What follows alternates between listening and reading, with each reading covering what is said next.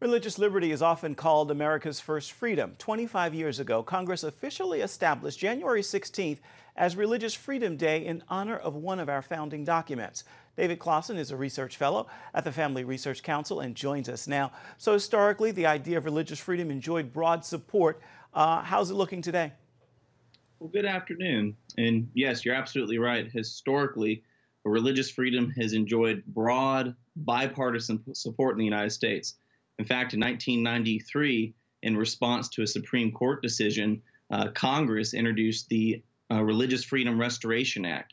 It was introduced by then Congressman Chuck Schumer and in the Senate by Ted Kennedy. It passed unanimously in the House and by a 97-3 vote in the U.S. Senate. And President Bill Clinton signed it into law. So you're right, there was broad bipartisan support for religious freedom, for conscious protection in this country. But that is changing today, and that's problematic. Just in the last couple of years, you've seen this issue come up with questions being asked to nominees to the federal judiciary. And you've also seen this issue come up in the wedding industry, where bakers and florists, bakers like Jack Phillips out in Colorado, whose faith teaches them that marriage is an ordinance of God, and that therefore they cannot be a part of a ceremony that would require them to say something that violates their deeply held convictions and conscience. These beliefs are coming under attack in some sections of our society. Why do you think judiciary nominees and people like the baker have these issues challenged? Why is this happening?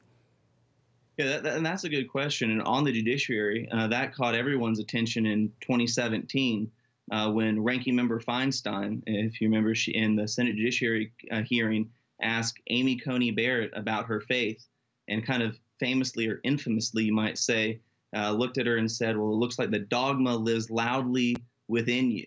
And then she suggested that Barrett's faith might be a concern.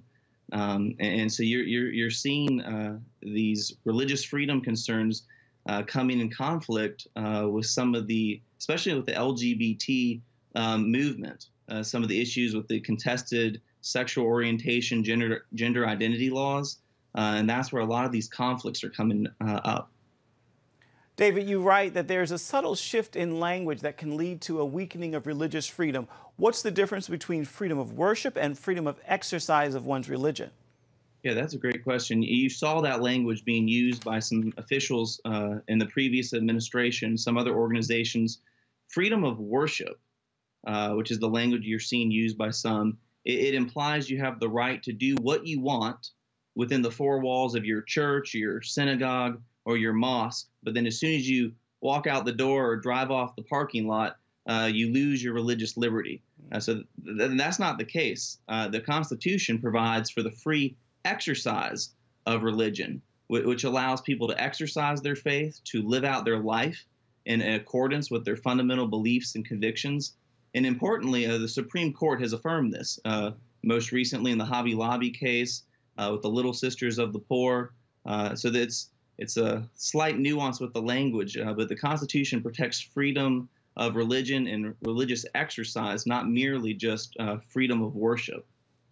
All right, David Clausen, thank you so much for your time.